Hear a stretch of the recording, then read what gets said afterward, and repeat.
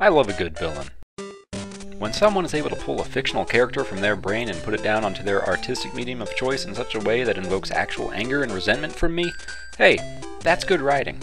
Of course, a villain can have any number of motivations, and because of that, sometimes it can be hard to create a villain that is truly hateable. For example, the bad guy played by the dude with the coolest name ever from the latest Star Trek movie. Was he evil? Sure. Did he do terrible things? Oh yeah, very much so. But why? It was because he wanted to get his crew back. Did I hate him?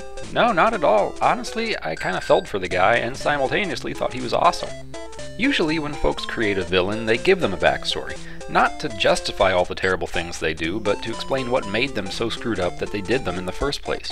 I mean, even Kayako from The Grudge is pretty thoroughly justified. Maybe she seems like just an evil ghost that likes killing humans in scary ways, but in fact, the reason she's so pissed off is because her husband snapped her neck, drowned their son, and worst of all, killed the family cat. Of course, giving villains a backstory and a motivation is a great thing. It adds interesting layers to a story and lets the audience put their wheels of morality to use. However, there's also something to say about a bad guy that's just bad for no other reason than they're greedy for money or power, or both.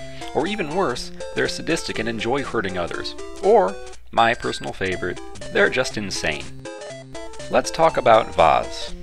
Everybody loves Vaas. He's legit insane. Now, part of that may have come from his drug addiction, but clearly the guy was just hungry for power and money before drugs were ever involved. And then, placed in an environment that allowed those traits to grow, he turned into the violent, arrogant guy we all know and love. He's willing to do horrible things to get more power and money, and indeed, he enjoys doing those horrible things. But as insane and powerful as Vaas is, his dominion really doesn't reach beyond the Rook Islands, and his power is limited to what he can do physically, or the people around him. For another example of true insanity, and this guy just happened to have a whole lot more resources than Vaas did, let's go back to 1994 with the release of Final Fantasy VI for the SNES. The following is just my opinion, and I hope I don't sound too overly sure of myself or too confrontational when I say that Kefka Palazzo is one of the greatest villains in the history of anything ever, and if you disagree, you're wrong.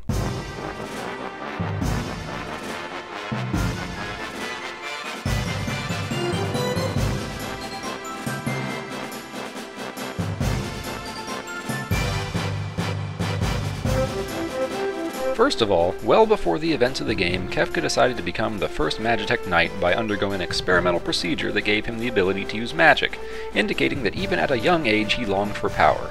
At the start of Final Fantasy VI, Kefka is evidently 35 years old and is one of the Emperor's greatest generals, along with Leo, who's actually a really noble dude.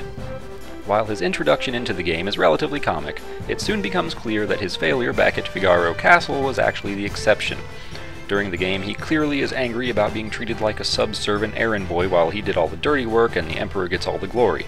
So, naturally, he does what anyone would do and decides to take over the Empire. We don't know exactly when he hatched this little plot, but in the course of his plan to take it over, he completely wipes out an entire town by going behind the backs of Leo and the Emperor and poisoning the town's water supply, and then musing about how the screaming of hundreds of men, women, and children at the same time is like music.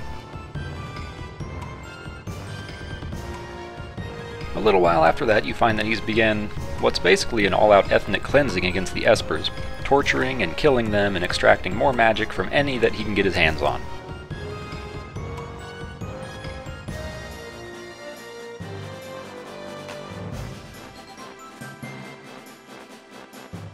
Eventually, he's able to open up the seal to the Esper world in an effort to, well, obviously, kill them all.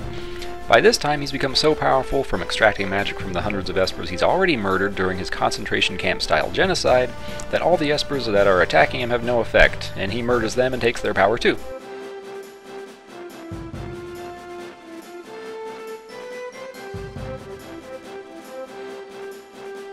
Eventually, he's able to maneuver matters to where he's able to kill General Leo, really the last semblance of conscience that the Empire has, and then finally, he succeeds in killing the Emperor himself.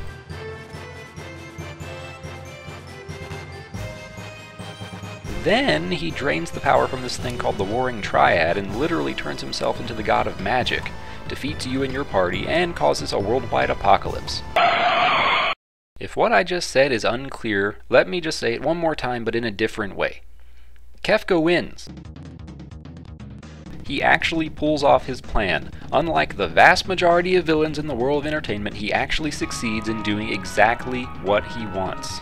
Of course, after that, a game year goes by and everything is in ruins all across the planet, including your little group of ragtag friends. Without going into too much detail, Kefka now rules the world from a tower. He destroys towns on a whim using a magical beam of light from the sky, and lastly, a pretty impressive number of the world's citizens have formed a religion to Kefka, where they worship him out of nothing but morbid fear. So that really about sums it up. Starting out as a regular dude, Kefka climbs through the ranks of government until he usurps it and makes himself a god.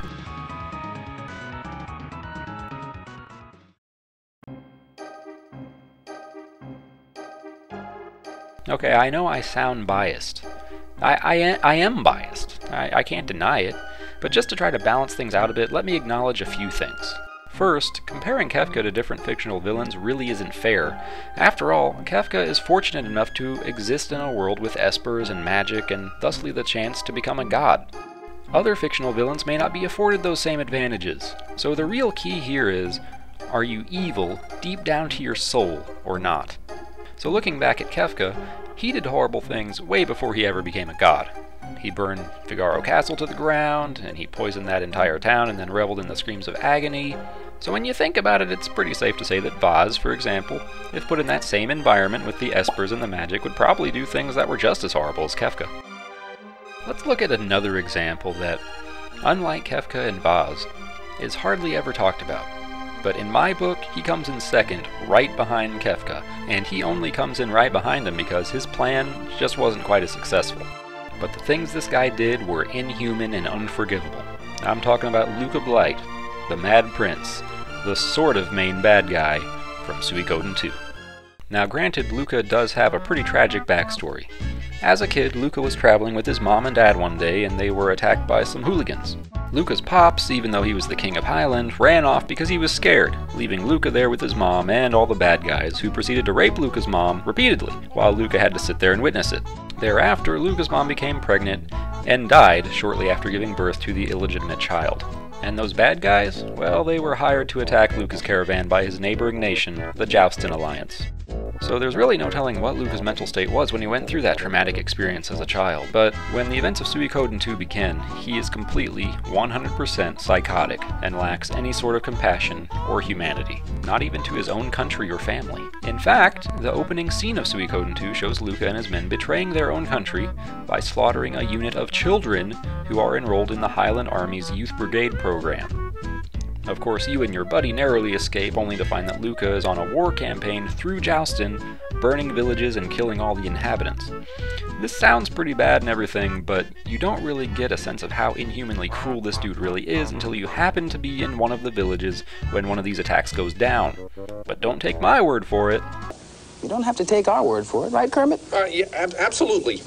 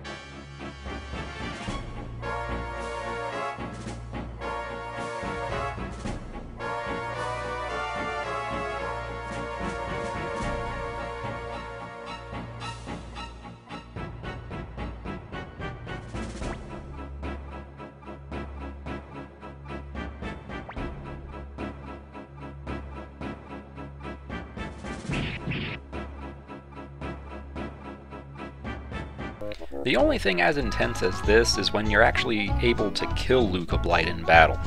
It's by far the toughest fight in the game, actually now that I think about it, in the entire series of Suikoden games, and it's not even the final battle. There's a good 10 hours of game after this. The first part of this fight, Luca eradicates the initial group of your army that ambushes him. He defeats them and gets away, but he's wounded and he's got a couple arrows in his back. Then your own team ambushes him. But Luca doesn't back down even though he's wounded with the arrows in the back and all that. Luca gets 3 attacks per round, and all of his attacks are brutally painful. And he has a huge amount of health. Generally speaking, the Suikoden games really aren't terribly difficult, but this is one of the few truly tough fights in the series where survival is not guaranteed, and it doesn't come easy. But if you do manage to survive, the fight ends, but Luca is still alive, and he runs off again, but then gets ambushed again by a bunch of archers that shoot him many times, but he's still not dead. In fact, then he gets up and challenges you to a one-on-one duel, and if you lose, you have to do the entire thing again.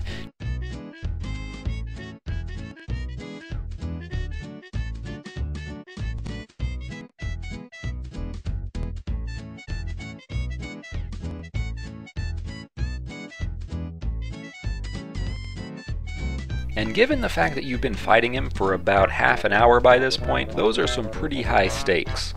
After the duel, if you win, he trash talks you and insults you some more, proclaims himself to be the true face of evil, and finally dies. And what's even more impressive about all this? Luca Blight is 100% human the entire time. An angry, violent, unpredictable, damaged, rage-filled human. As far as villains go, that's not too shabby a resume, man. Whew, man, that's a lot of talking. Hey, since this video is way too long already and everybody has definitely stopped watching, I'm going to do some honorable mentions from other forms of media. President Logan from 24. One of the best TV villains ever. A perfect balance of arrogance and total incompetence and plenty of naivete thrown in. I wanted to strangle this guy during every single scene. Plankton from SpongeBob. This guy exists only to put the Krusty Krab out of business, and will never rest until he achieves it. I think that's enough said. Biff Tannen from Back to the Future. Biff comes from a long line of bad guys, but his modern, that is like 1985 modern incarnation, is a bully who terrorizes Marty for no other reason than he's bigger and stronger. Joker from The Dark Knight. As far as writing goes, he's Kefka level insane, not motivated by money or power, but simply a desire for destruction and chaos. And as far as the performance goes, the fact that Heath Ledger was awarded a posthumous Oscar for his role as a comic book villain really speaks for itself. Oh, and hey, since we're talking about movies now, and I don't have any other way to end this video, I'm just gonna say these final words, and I'm gonna let you go. You guys can go about your day and have a lovely afternoon, or evening, or morning, I guess. I don't know why you'd be watching this in the morning, but if you take away nothing else from this video, promise me, friend, promise me that you'll take this away. Pacific Rim is a ripoff of the Power Rangers.